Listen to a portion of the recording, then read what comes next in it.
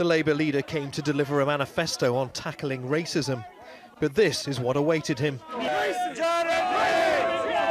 Jeremy Corbyn's been accused of doing too little, too late to rid the party of anti-Semitism. This little red book is a battle for the heart and soul of Britain's black, Asian and minority ethnic groups.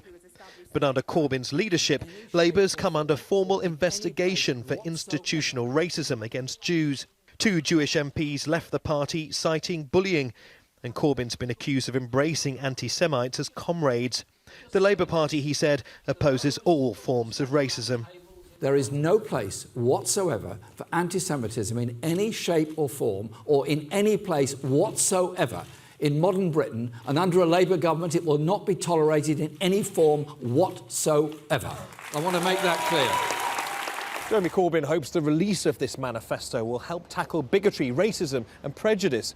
But despite the number of times he and his fellow MPs denounce anti-Semitism, it's a message that fails to convince many British Jewish voters.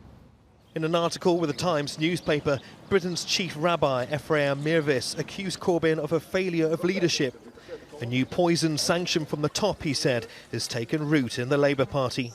Corbyn supporters, including the Labour peer Alfred Dubs, who fled to the UK to escape the Nazis, has been quick to defend him.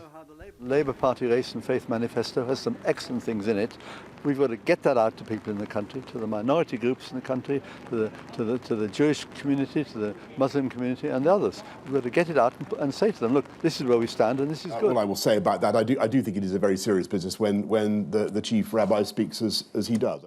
Boris Johnson was quick to respond to the chief rabbi's comments, denouncing what he called a virus in the Labour Party. But Johnson too faces accusations of racism, describing Muslim women who wear the burqa as letterboxes.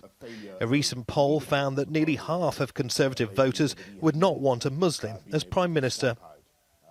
The Conservative Party has an institutional and systemic problem with Islamophobia that it consistently fails to tackle. Racism is rife in society and in political parties, left and right, as you said, and no form of racism is acceptable. All political parties must commit to addressing the concerns that have been raised about racism in their respective parties. While Britain's 2 main parties trade accusations of racism, a recent incident on London's underground network has received widespread praise. A Muslim woman stepped in to defend a Jewish man and his children from racist abuse. In the midst of Britain's fierce political debate, these are the kinds of values many would prefer the country's leaders to more clearly display. Neave, Al Jazeera, London.